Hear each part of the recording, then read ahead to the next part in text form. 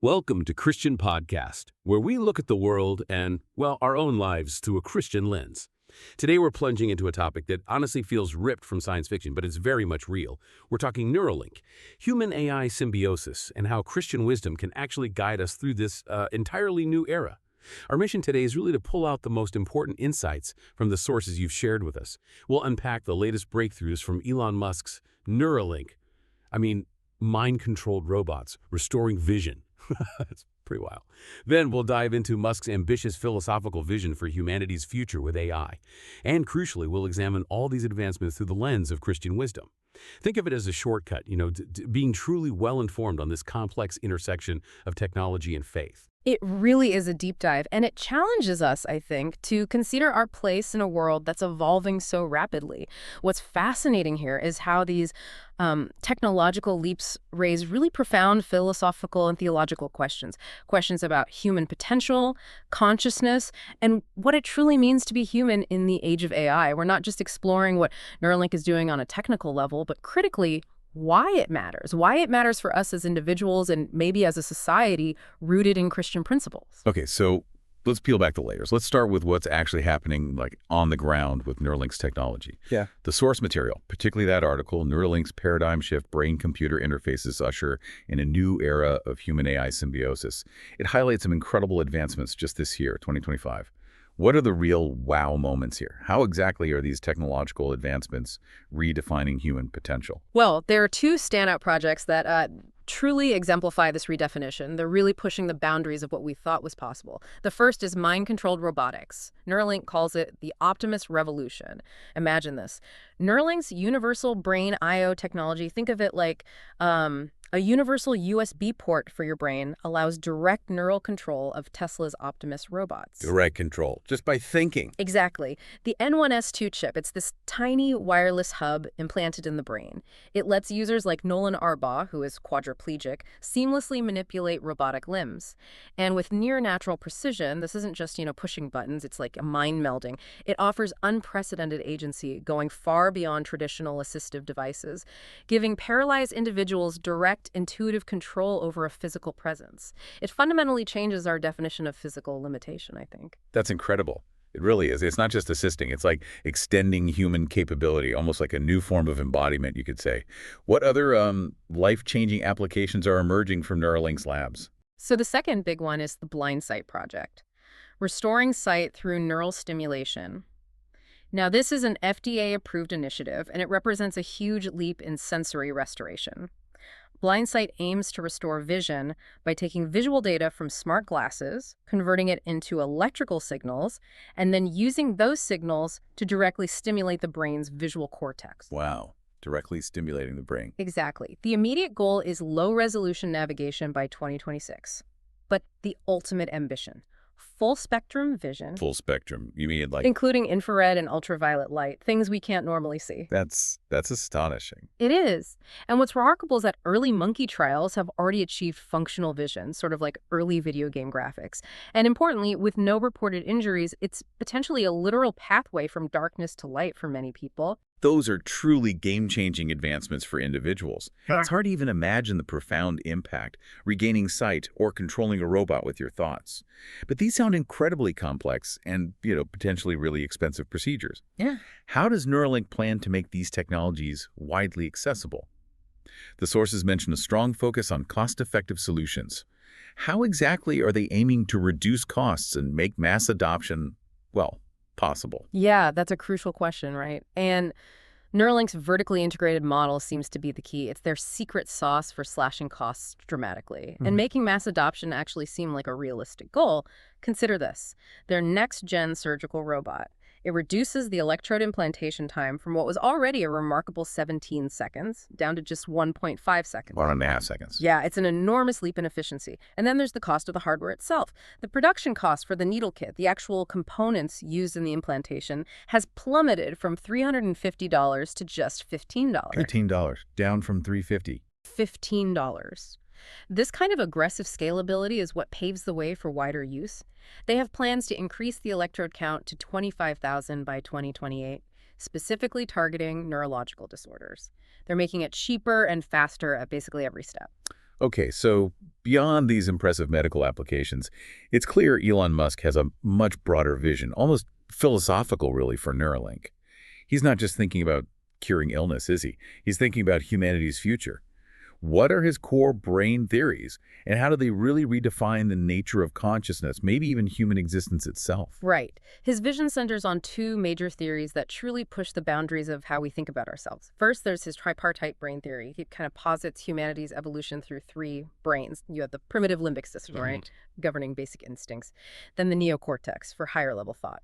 And this is where it gets interesting, external digital devices like smartphones and computers. He sees them as a third brain layer. So not just tools, but part of our brain structure, effectively.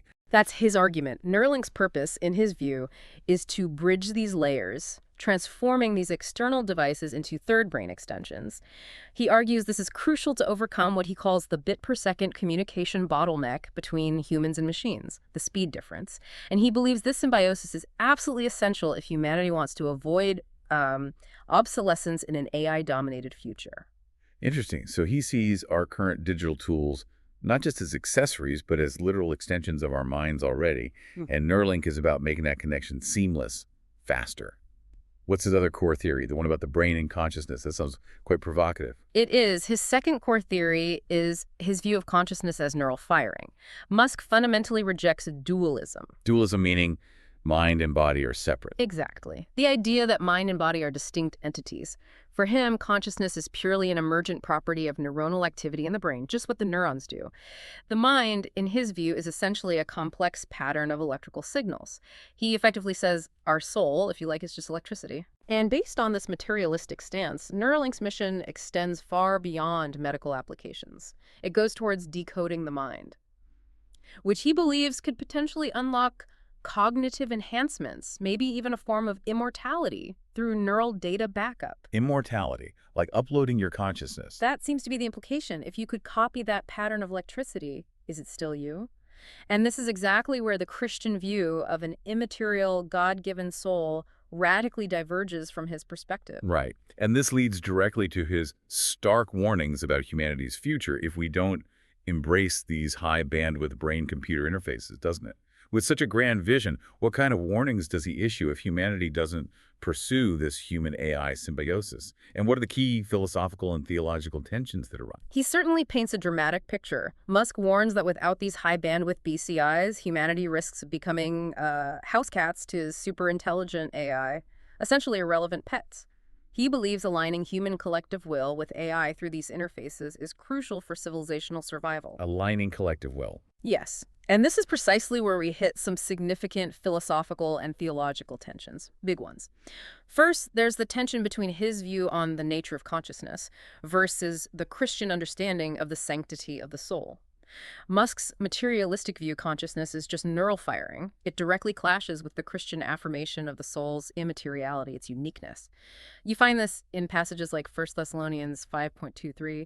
BCIs can enhance physical capabilities, sure, but from a Christian perspective, they cannot replicate or replace the soul's essence. Psalm 139.14 reminds us we are fearfully and wonderfully made. There's more to us than just the biological data. It's a fundamental disagreement on what constitutes you. That's a critical point. It's not just about what the technology does, but what it might claim to be or replace. What's another significant tension that emerges from Musk's vision? Another big one is around humanity's role and the potential for hubris versus the Christian call to stewardship and humility. Now, Neuralink's applications for alleviating suffering, restoring mobility, cite that clearly aligns with Christian stewardship, right?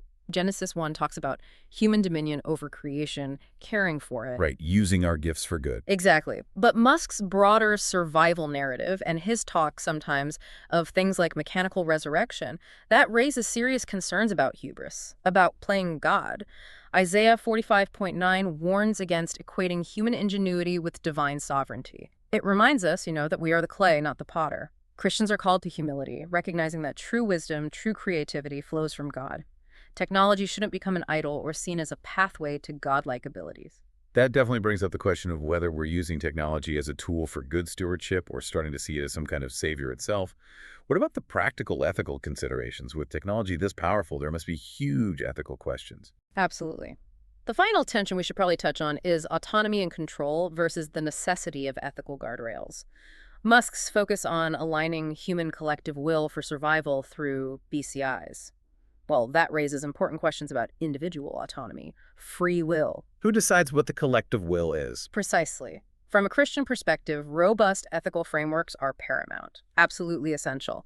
This means prioritizing things like informed consent, ensuring data privacy, really crucial with brain data, and guaranteeing equitable access. The sources rightly warn against technologies that could worsen inequality, potentially creating neuroimplant caste systems. Where only the rich get enhanced. That's the fear. And that would directly contradict the biblical call to love one's neighbor, Mark 12.31. We have to ensure these innovations serve all humanity, not just an elite few. This brings us right to the core of our discussion today. How can Christian wisdom provide essential guidance for the ethical development, the application of advanced BCI technologies like Neuralinks? The sources seem to offer a rich framework for thinking about this. Yeah, this is where it gets really interesting, I think, because the Christian perspective offers a crucial moral compass in this rapidly accelerating technological landscape. First, we look at stewardship of creation. Scripture mandates human dominion over creation, Genesis 1.26:28, which includes using our God-given abilities, our technology, to alleviate suffering. So Neuralink's applications in restoring mobility, sight, communication, they clearly align with this. As Psalm 8 says, when directed toward healing and justice, technology becomes an act of obedient care. So it's not about rejecting technology outright, but embracing it responsibly, seeing it as part of our calling to care for creation and for each other. Precisely. Next is humility before the Creator. While these advancements are remarkable, truly remarkable, Christians must actively resist idolizing technology, making it more than it is. That warning in Isaiah 45.9 about the clay and the potter, it cautions against confusing our cleverness with God's ultimate power. True wisdom, true creativity flows from God. James 1.17 teaches that. Our innovations are powerful tools, yes, but they are still finite tools. They aren't ultimate saviors. Then there's the absolutely crucial point about the sanctity of the soul. Christian theology affirms the soul's uniqueness, its immortality, 1 Thessalonians 5.23 again. While BCIs enhance physical capabilities, they cannot replicate or replace the soul's essence, that God-breathed part of us. So the human-AI relationship must respect this boundary. It must avoid dehumanization or reducing a person to just their biological functions. Psalm 139 reminds us we are fearfully and wonderfully made, emphasizing that irreplaceable value, that inherent dignity. That's such a critical distinction. Enhancing the physical but never replacing the spiritual essence. How does this translate into practical ethics for the developers, the users of these technologies? Well, it leads directly to the need for strong ethical guardrails for innovation. Proverbs 3 tells us to trust in the Lord with all our heart, not lean on our own understanding. In practice, this translates into prioritizing informed consent, like we said, robust data privacy, and genuinely equitable access. Who gets this technology? Technologies that worsen inequality, those neuroimplant caste systems we worried about, or that seek to manipulate consciousness, they directly contradict the command to love our neighbors as ourselves in Mark 12.31. We constantly have to ask who benefits and who might be left behind or even exploited by this. And finally, there's stewardship over AI coevolution. As AI develops alongside us, Christians are called to help shape that development with compassion and justice, ensuring AI systems align with biblical values, promoting human dignity, fostering community, maybe even combating oppression means Neuralink could become a powerful tool for shalom, for wholeness, not just for individuals, but for society. Revelation 21.5 suggests that even technological innovation can participate in God's redemptive process, but only when it's guided by divine wisdom. That's an incredibly powerful and I think hopeful framework. So what does this all mean for us, practically speaking? The sources really emphasize a crucial point. Neuralink's breakthroughs challenge all of humanity to grapple with its place in this rapidly evolving world. And from a Christian perspective, these advancements aren't inherently good or evil in themselves. They reflect the moral choices of their creators and users. But when they're rooted in humility, in stewardship, and love, BCIs can genuinely glorify God. How? By restoring dignity to the marginalized and advancing true human flourishing. We've really covered a lot of ground today. A comprehensive look at Neuralink's groundbreaking tech, Elon Musk's pretty ambitious philosophical vision, and importantly, how Christian wisdom offers essential guidance for navigating this new era of human-AI symbiosis. We've seen how incredible medical advancements can align beautifully with our call to stewardship, while also identifying those critical tensions around consciousness, human identity, and the absolute need for humility. Yeah, and as Musk dreams of things like mechanical resurrection and AI symbiosis, Christians are called, I believe, to anchor these aspirations in the timeless truths of Scripture. This means embracing technology as a potential gift from God, while firmly resisting its deification, resisting the temptation to make it into a god. The path forward seems to be one where human ingenuity and divine wisdom can converge, hopefully pointing towards a hopeful future, not a dystopian one. As Isaiah 43:19 reminds us, "See, I am doing a new thing. Now it springs up. Do you not perceive it? I am making a way in the wilderness and streams in the wasteland." It's a good reminder, isn't it, that even in these seemingly untamed technological frontiers, God can create a path forward. So as you reflect on today's deep dive, here's something to consider.